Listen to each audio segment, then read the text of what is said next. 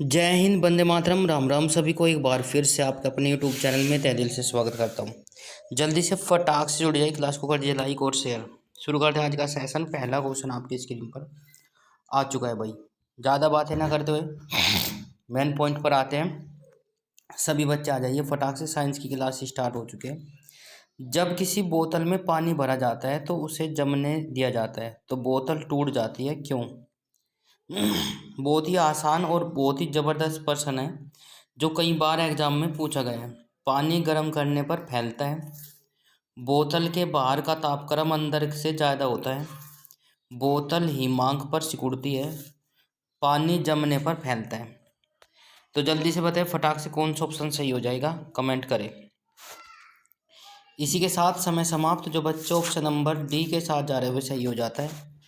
पानी जमने पर फैलता है, इसीलिए जब पानी बोतल के अंदर बर्फ़ जमता है या पानी जमता है बर्फ़ के रूप में, तो बोतल टूट जाती है। वो यही कारण होता है कि पानी जमने के कारण फैलता है, उसको इतना स्पेस नहीं मिल पाता है, तो इसीलिए बोतल चटक जाती है, टूट जाती है।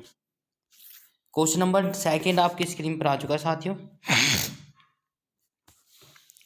अत्यधिक शीत ऋतु में पहाड़ों पर पानी की पाइपलाइनों फट जाती है, इसका कारण भी बताना है। मोस्ट इम्पोर्टेंट है, ये भी कई बार पूछा गया एग्जाम में। पहाड़ी इलाकों पर पानी के पाइप फट जाते हैं सर्दियों में, क्यों? शरद ऋतु में, राइट। पाइप जो है ठंडक पाकर बढ़ जाते हैं। पानी में पाइप में पानी जमने पर फैल जाता है। पाइप में पानी जमने पर सिकुड़ जाता है और पाइप ठंडक से सिकुड़ जाता है। तो जल्दी से बताएं फटाक से कौन सा ऑप्शन सही हो जाएगा। शाबाश, काफ़ी बच्चे हमारे साथ जुड़ चुके हैं या बाद में क्लास को लेते हैं, तो प्लीज़ आप लोग कमेंट करें। तो इसी के साथ समय समाप्त। जो बच्चे बोल रहे हैं पाइप में पानी जमने पर फैलता है, इसीलिए सर्दियों के मौसम में पाइप फट जाते हैं। पहाड़ी इलाकों पर ज़्यादा पाइप फटते हैं, यही कारण है। अगला क्वेश्चन आपकी स्क्रीन पर आ चुका है। किसी झील की सतह पर का पानी जमने ही वाला है। झील के अंतः स्थल में जल का क्या तापमान रहेगा, वो आप लोगों को बताना है। A 2 degree centigrade, B 1 degree centigrade, C 4 degree centigrade. तो जल्दी से बताइए फटाक से कमेंट करें और बताइए कौन सा ऑप्शन सही हो जाएगा। Option number C, option number C वाला सही हो जाएगा, 4 डिग्री सेंटीग्रेड।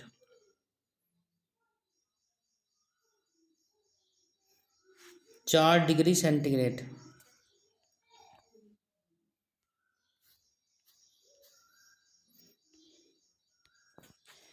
ऊष्मा के संचारण की विधि, ऊष्मा के संचारण की विधि क्या है?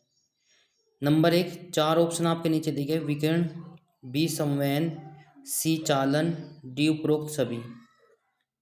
ऊष्मा के संचारण की विधि क्या है आप लोगों को बताना है। तो 4 ऑप्शन आपके नीचे दिए गए। ऊष्मा के संचरण की विधि जो है विकिरण विधि भी है, संवहन भी है, चालन भी है। तो ऑप्शन नंबर कौन सा हो जाएगा? डी वाला सही हो जाएगा, बिल्कुल सही जवाब। तीनों जो है ऊष्मा के संचरण जो है तीनों रूप में होता है, राइट।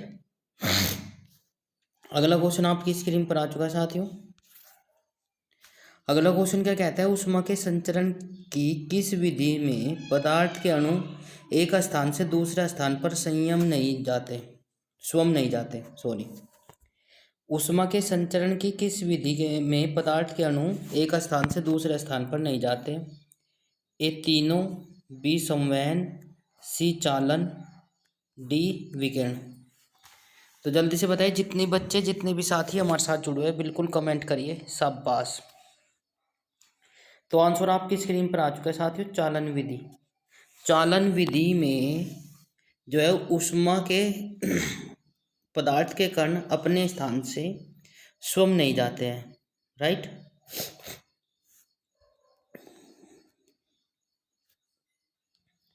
अगले क्वेश्चन पर चलते हैं प्यार साथियों। अगला क्वेश्चन आपकी स्क्रीन पर आ चुका है।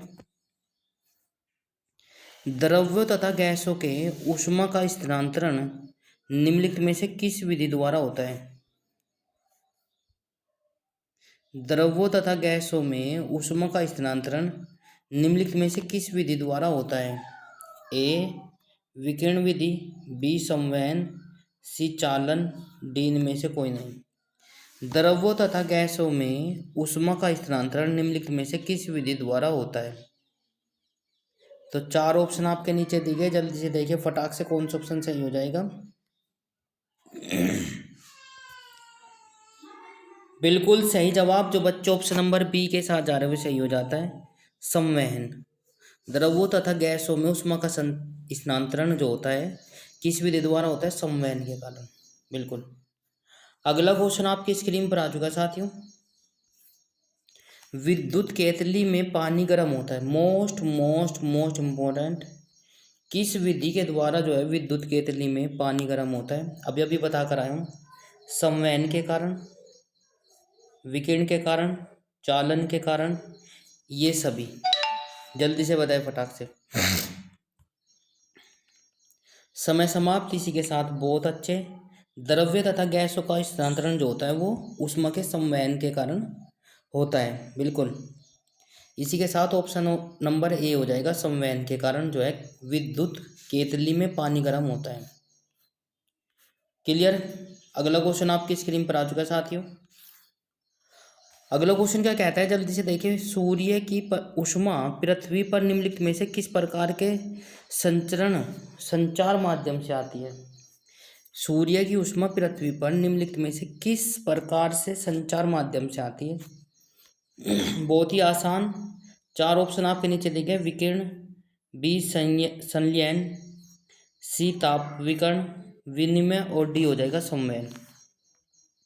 सूर्य की जो ऊष्मा होती है पृथ्वी पर किस विधि के कारण आती है या किस विधि से आती है वो आप लोगों को बताना है। चार ऑप्शन आपके नीचे दिए गए हैं। शाबाश, बहुत अच्छे। जो बच्चे ऑप्शन नंबर ए के साथ जा रहे हुए सही हो जाता है, विकिरण।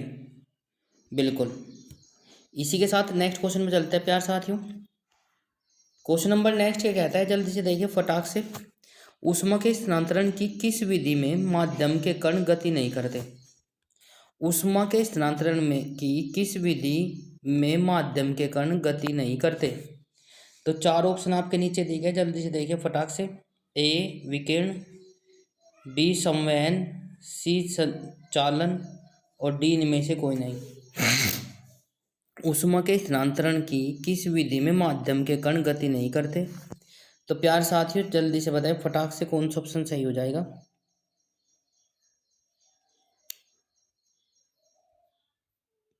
जल्दी से बताकर चले भाई। तो प्यार साथियों अभी पिछले क्वेश्चन में ही बता कर आया हूँ, आप लोगों को पता है। बिल्कुल कमेंट आने स्टार्ट हो चुके हैं, शाबाश, बहुत अच्छे भाई। जल्दी से बताएं फटाक से, किस विधि में ऊष्मा के कण गति नहीं करते?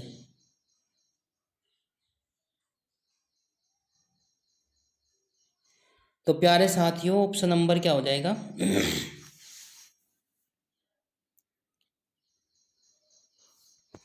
ऑप्शन नंबर सी वाला सही हो जाएगा। जल्दी से देखिए, ठीक है भाई, ऑप्शन नंबर सी। तो प्यार साथियों अगला क्वेश्चन आपकी स्क्रीन पर आ चुका है। अगला क्वेश्चन आपकी स्क्रीन पर आ चुका है, जल्दी से देखिए फटाक से।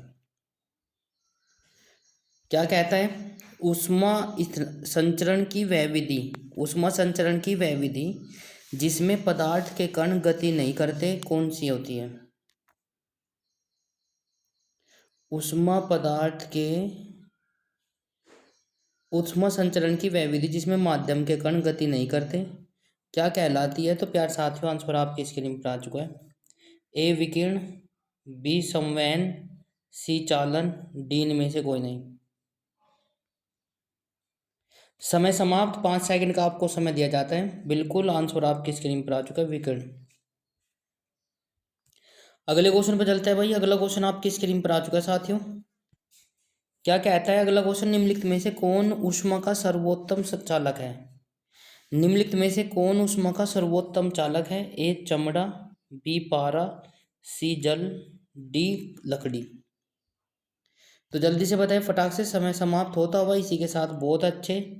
जो बच्चे ऑप्शन नंबर बी के साथ जा रहे हुए सही हो जाता है। ऊष्मा का सर्वोत्तम चालक जो है पारा है। बहुत ही महत्वपूर्ण क्वेश्चन है। अगला क्वेश्चन आपकी स्क्रीन पर आ चुका है साथियों। क्या कहता है? चांदी की ऊष्मा चालकता तांबे की ऊष्मा चालकता की अपेक्षा क्या होती है? बराबर होती है। बी अधिक होती है। सी कम होती है। डी इनमें से कोई नहीं।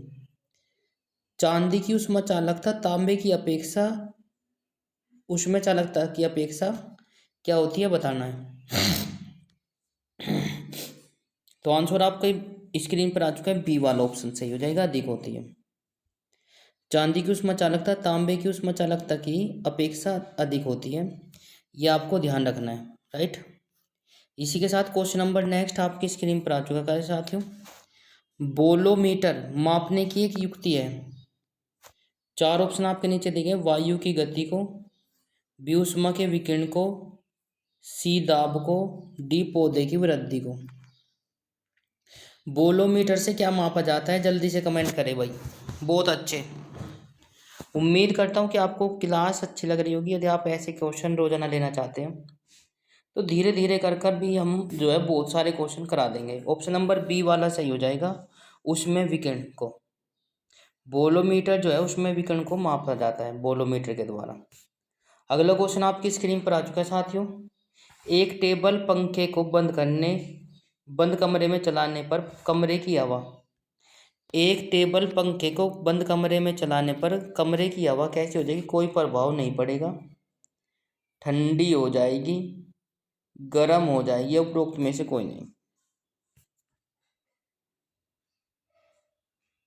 तो प्यारे साथियों समय समाप्त। आंसर आना स्टार्ट हो चुका है। बिल्कुल, बहुत ही अच्छा। ऑप्शन नंबर सी वाला सही हो जाएगा, गर्म हो जाएगी। एक टेबल पंखे को बंद कमरे में चलाने पर कमरे की हवा जो है गर्म हो जाएगी। अगला क्वेश्चन आपकी स्क्रीन पर आ चुका है साथियों। कमरे में रखे हुए रेफ्रिजरेटर के दरवाजे खुले छोड़ दिए जाते हैं, क्यों? कमरे में रखे हुए रेफ्रिजरेटर के दरवाजे खुले छोड़ दिए जाने पर क्या प्रभाव पड़ेगा? कमरा धीरे धीरे गर्म हो जाएगा। कमरा धीरे धीरे कमरा रेफ्रिजरेटर के अंदर से भी अधिक ताप तक ठंडा हो जाएगा। कमरा रेफ्रिजरेटर के भीतर तक ताप तक ठंडा हो जाएगा, या कमरे में वायु का ताप अपरिवर्तित रहेगा। जल्दी से बताइए, फटाक से कई बार आ चुका है भाई। बिल्कुल। तो प्यार साथियों, कमरे में रखे रेफ्रिजरेटर मतलब फ्रिज का दरवाज़ा खोलने पर कमरे का जो तापमान है वो धीरे धीरे क्या हो जाएगा? गर्म हो जाएगा। क्या हो जाएगा? गर्म। तो प्यारे साथियों जल्दी से देखिए फटाक से, क्वेश्चन नंबर नेक्स्ट आपकी स्क्रीन पर आ चुका है।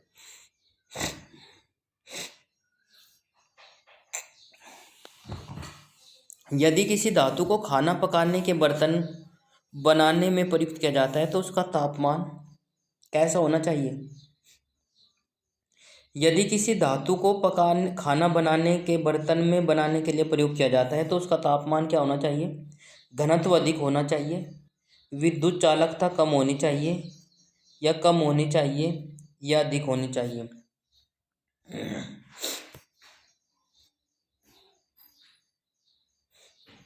तो प्यारे साथियों समय समाप्त। इसी के साथ मैं आपको बता दूं उसकी चालकता कम होनी चाहिए। क्या होनी चाहिए? यदि किसी धातु को खाना बनाने वाले बर्तन में प्रयोग किया जाता है तो उसकी चालकता जो है कम होनी चाहिए, ठीक है, ताकि खाना जल्दी और कम समय में पक सके। क्वेश्चन नंबर नेक्स्ट आपकी स्क्रीन पर आ चुका है साथियों। निम्नलिखित में से कौन ऊष्मा का सबसे अच्छा सुचालक है? निम्नलिखित में से कौन ऊष्मा का सबसे अच्छा सुचालक है? ए गर्म पानी, बी समुद्र का पानी, सी अस्तित्व पानी, डी ठंडा पानी।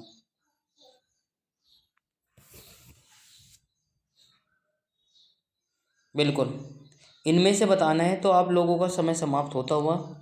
बिल्कुल, समुद्र का पानी। समुद्र का पानी जो है सबसे अच्छा सुचालक होता है क्योंकि उसमें नमक की मात्रा पाई जाती है। अगला क्वेश्चन आपकी स्क्रीन पर आ चुका है साथियों। आणविक संगठन के द्वारा ऊष्मा का संप्रेषण क्या कहलाता है? आणविक संगठन के द्वारा ऊष्मा का संप्रेषण क्या कहलाता है? ए संवहन, बी विकिरण, सी प्रकीर्णन, डी चालन। आणविक संगठन के द्वारा ऊष्मा का संप्रेषण क्या कहलाता है? बिल्कुल आंतरिक संवहन कहलाएगा। ये मैं पहले भी बताकर आ चुका हूँ। बिल्कुल। इसी के साथ क्वेश्चन नंबर नेक्स्ट आपकी स्क्रीन पर आ चुका है साथियों। निम्नलिखित द्रव्यों में कौन सा ऊष्मा का बहुत अच्छा चालक है? निम्नलिखित द्रव्यों में से कौन सा ऊष्मा का सबसे अच्छा चालक है? ए पानी, बी ईथर, सी बेंजीन, डी पारा। मोस्ट इम्पोर्टेंट है। बिल्कुल बहुत ही अच्छा, आसान।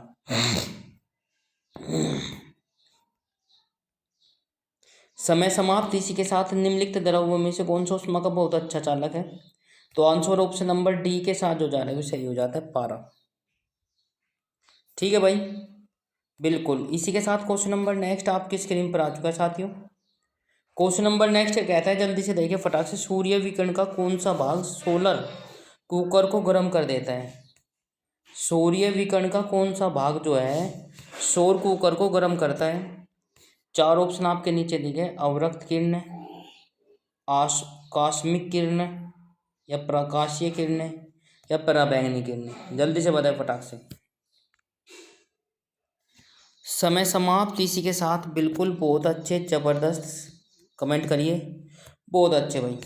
तो पर सूर्य विकिरण का जो है अवरक्त भाग, अवरक्त किरण जो है सोलर कुकर को गर्म करता है। तो ये काफ़ी महत्वपूर्ण हो जाता है। ये आज के कुछ महत्वपूर्ण क्वेश्चन थे हमारे। उम्मीद करता हूँ कि आपको क्लास अच्छी लगी होगी। यदि आपको अच्छा लगा है तो आप लोग चैनल को सब्सक्राइब करें और घंटे का बटन अवश्य दबाएं ताकि आपको समय पर नोटिफिकेशन मिलता रहे।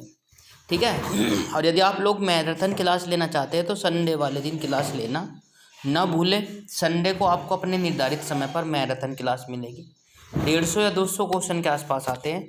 जो बच्चे डेली क्लास लेते हैं उनके लिए रिवीजन क्लास होगी। जो बच्चे पहली बार लेते हैं उनके लिए क्योंकि बार बार नहीं ले सकते, कोई कुछ साथी जो है हमारे वर्किंग में है, मतलब कार्य कर रहे हैं कुछ, तो इसलिए उनका टाइम नहीं लग पाता है। पर बट उनकी इच्छा गवर्नमेंट जॉब की है तो वे इसमें कर सकते हैं। ठीक है ना। तो प्यार साथी फॉलो करें, ज़्यादा से ज़्यादा शेयर करें। बिल्कुल। धन्यवाद। राम राम सभी को। जय हिंद, वंदे मातरम।